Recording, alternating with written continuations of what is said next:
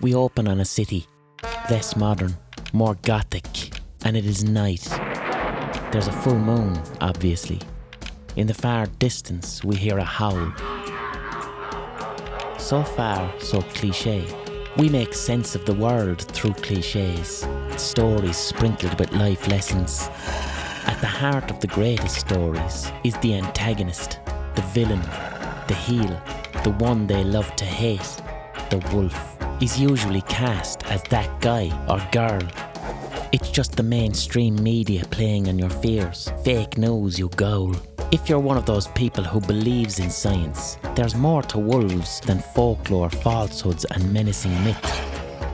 Out in the real world, grey wolves are at the vanguard of an ecological experiment to heal the lands scarred by the you-know-who-mans. This is the story of how the things we fooled ourselves into fearing for so long could help save us all.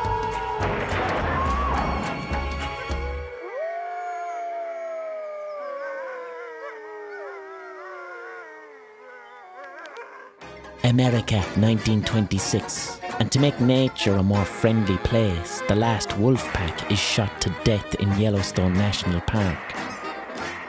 And it's boom time, a population party for herbivores to eat hay and mate like there's no tomorrow. It looked like nature was having a great time, but when the wolf is missing, then we start seeing real degradation of the ecosystem occurring. In Yellowstone, elk and deer learned that they could avoid other predators by gathering in mega herds, which destroyed native plants and saplings.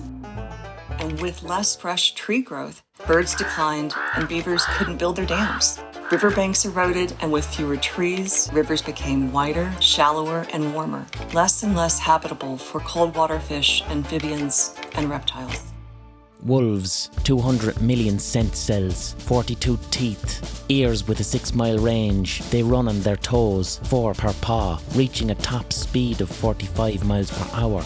They can swim for up to 8 miles. Highly intelligent, complex and caring.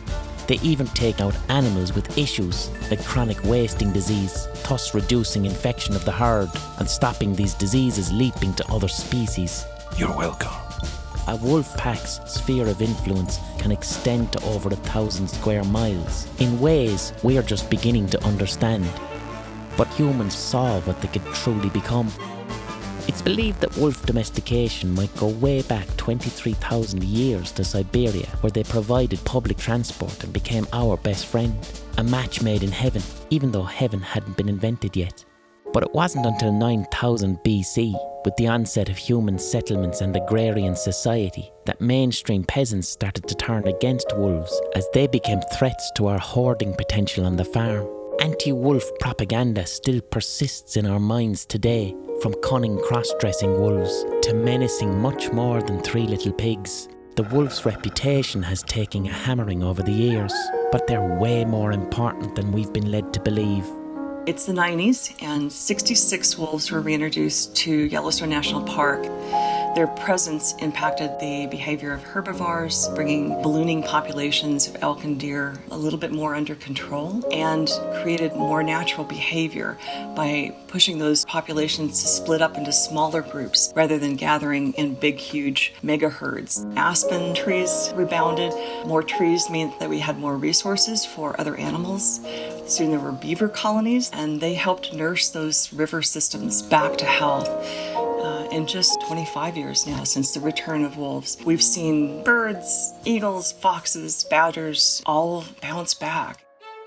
Wolf reintroduction is an example of a trophic cascade, showing how powerful indirect interactions control entire ecosystems. How a few keystone characters could rewild the world. But why should I care? What's in it for me? Good question. The more the world rewilds, the more nature flourishes, the more carbon it absorbs. Listen to this conservationist Philip Kaufman. If we help nature make a comeback, if we absorb 10% more carbon in terrestrial systems, we can sequester all carbon released since the 1880s. A recent study suggested that if we protected wolves, just their presence alone could increase carbon storage in North American boreal forests by up to 99 million tons. Spike drop. That's less CO2 for the climate, less floods, less fire, less famine, less migration, less polarisation, less authoritarian nations if we're lucky, and more O2 for you. Ding ding, it's a win-win if your lifestyle includes breathing. We need wolves alive and killing to keep us alive and kicking.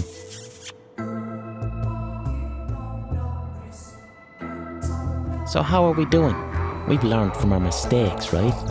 Not quite. Europe's doing okay, but the USA is hurting wolves bad, / worse than ever. Show nature who's boss. Outside Yellowstone, life isn't such a hoot. Come to Montana. You can bait the wolves in Yellowstone and kill them when they cross the border. Because who needs a livable planet anyway? Why not travel down to your own sadistic Idaho with bounties of up to $2,500 per wolf and even highly paid night raids on families with pups? Carbon kinds up. Mindlessly murder as many wolves as possible. The game culminates in hints of ecosystem loss and climate apocalypse. You win, you lose. Game over. If you're a wolf and watching this and see a human, exercise extreme caution. The safest thing to do is to put a stick in your mouth, roll on your back and demand a tummy tickle, or you'll be playing dead for real. Some 2 million wolves once roamed North America, with many more worldwide. But now we're down to only 6,000 wolves left in the continental United States, with about 200,000 wolves in total around the world. It's very bad news for biodiversity. As per usual, indigenous cultures have known the right way from the start, maintaining their relationship with the wild, in tune with its rhythms and never losing respect for wolves.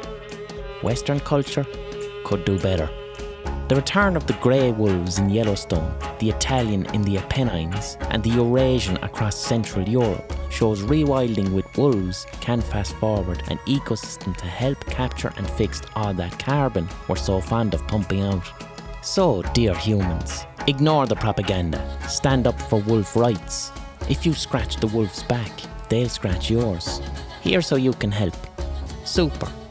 Step 1. Buy up permits to shoot wildlife, then don't shoot wildlife. Step 2. Give wolves space to breathe. Marvel from afar. Step 3. Don't breed wolves at home, silly. We need them wild. Step 4. Debunk anti-wolf propaganda. Step 5. Reconnect with nature.